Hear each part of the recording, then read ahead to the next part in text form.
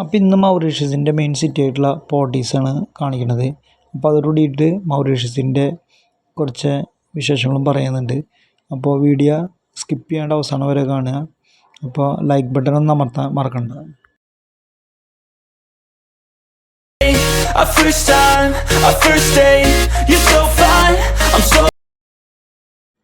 അപ്പം നിങ്ങൾ മൗറീഷ്യസിലേക്ക് വരികയാണെന്നുണ്ടെങ്കിൽ ഇവിടെ 67% ഇന്ത്യക്കാരാണ് ഇവിടെ താമസിക്കുന്നത്.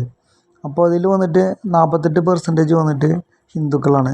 പിന്നെ 32% വന്നിട്ട് ക്രിസ്ത്യൻസും 17% വന്നിട്ട് മുസ്ലിംസാണ് ഇവിടെ താമസിക്കുന്നത്.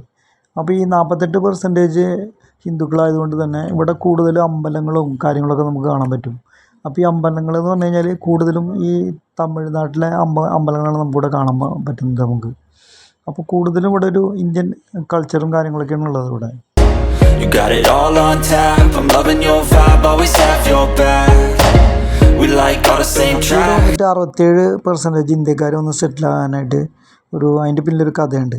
അതായത് 1810 വന്നിട്ട് ഇവിടെ ബ്രിട്ടീഷുകാർ വന്നിട്ട് ഇവിടെ ജോലി ചെയ്യാൻ വേണ്ടിയിട്ട് ഇന്ത്യയിൽ നിന്ന് കുറേ ആളുകളിവിടെ കൊണ്ടുവരുന്നുണ്ടായി. അതിൽ വന്നിട്ട് കൂടുതലും എല്ലാ കുറേ സ്റ്റേറ്റുകളിൽ നിന്ന് കൊടുന്നു. അപ്പോൾ തമിഴ്നാട്ടിൽ നിന്നാണ് കൂടുതൽ ആളുകളെ കൊടുക്കുന്നത്. അപ്പോൾ ഈ തമിഴ്നാട്ടിൽ നിന്ന് കുറേ ആളുകൾ വന്നിട്ട് ഇവിടെ വന്നിട്ട് നല്ല രീതിയിൽ ജോലി ചെയ്യലും അവർ നന്നായി ഡെവലപ്പ് ആവുകയും ചെയ്തു.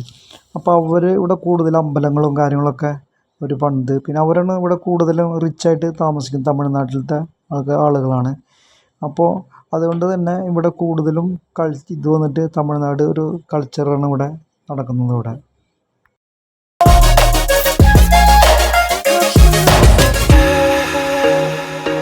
അതുകൊണ്ട് തന്നെ ഇന്ത്യക്കാർക്ക് ഇവിടെ വരണമെന്നുണ്ടെങ്കിൽ വിസ വേണ്ട. മറ്റുള്ള എല്ലാ രാജ്യങ്ങളിലെ ആളുകൾക്കും ഇവിടെ വിസ വേണം. ഇവിടെ ഇന്ത്യക്കാർക്ക് അതുകൊണ്ട് വിസ വേണ്ട. അതുപോലെ തന്നെ ഇവിടെ സൈലൻ്റ് ആയിട്ടുള്ള അത്രയും നല്ലൊരു സ്ഥലമാണ് ഈ മൗറീഷ്യസ്.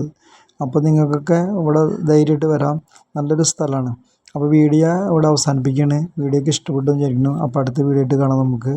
അപ്പോൾ ലൈക്ക് ചെയ്യാനും ഇതിനൊന്നും മറക്കണ്ട. അപ്പോൾ എല്ലാവർക്കും നമസ്കാരം.